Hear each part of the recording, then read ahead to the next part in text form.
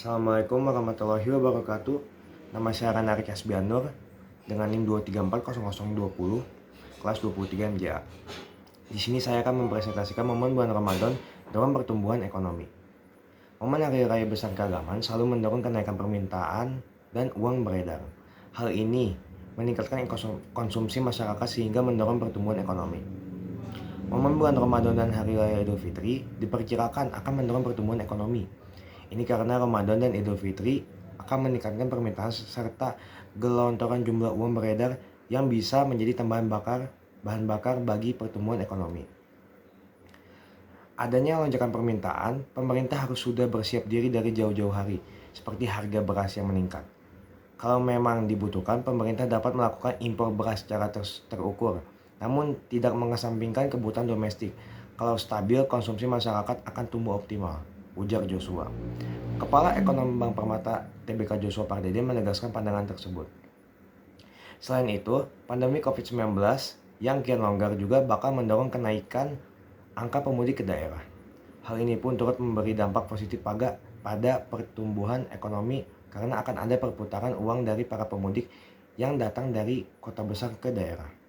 Joshua memperkirakan perputaran uang di Indonesia akan bertambah sekitar 243 triliun pada Lebaran 2023. Artinya, di perhitungan terjadi peningkatan dibandingkan perputaran uang pada Lebaran tahun lalu yang tercatat sebanyak 221 triliun. Hal ini senada dikemukakan oleh Kepala Ekonom PT Bank Sentral Asia Tbk David Sumual. Dihubungi secara terpisah Kamis, David berpendapat kondisi perekonomian Indonesia sudah mulai normal seperti saat sebelum pandemi COVID-19. Beberapa sektor seperti makanan, minuman, pakaian, transportasi, dan logistik akan kembali tumbuh secara signifikan. David menilai aktivitas ekonomi akan lebih bergairah dibandingkan 2 tahun saat pandemi. Masyarakat juga mendapat tambahan daya beli selama Ramadan dan Lebaran karena adanya tunjangan hari raya. David memperkirakan pertumbuhan ekonomi pada triwulan 2 2023 akan berada di kisaran 4,6% hingga 5%. Menjelang Lebaran, kata David, peningkatan peredaran uang akan tumbuh lebih tinggi.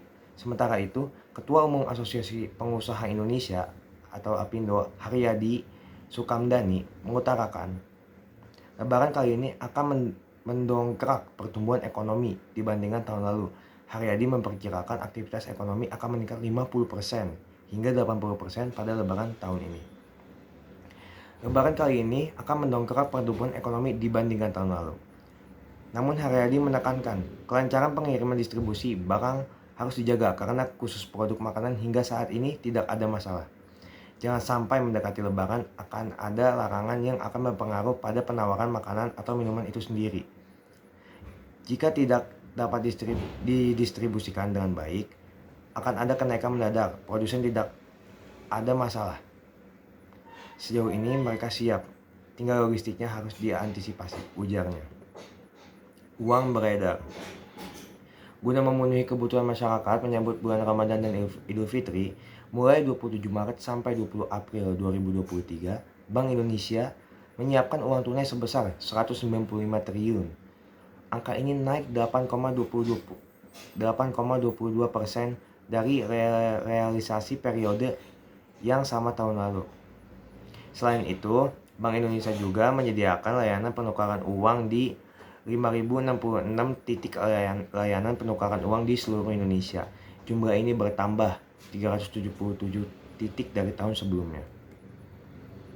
Kepala Departemen Komunikasi Bank Indonesia, Erwin Haryono, menjelaskan, penambahan jumlah uang tunai dan lokasi penukaran ini mempertimbangkan pencabutan status pemberlakuan pembatasan kegiatan masyarakat atau PPKM. Pertumbuhan ekonomi yang semakin membaik, serta peningkatan mobilisasi masyarakat.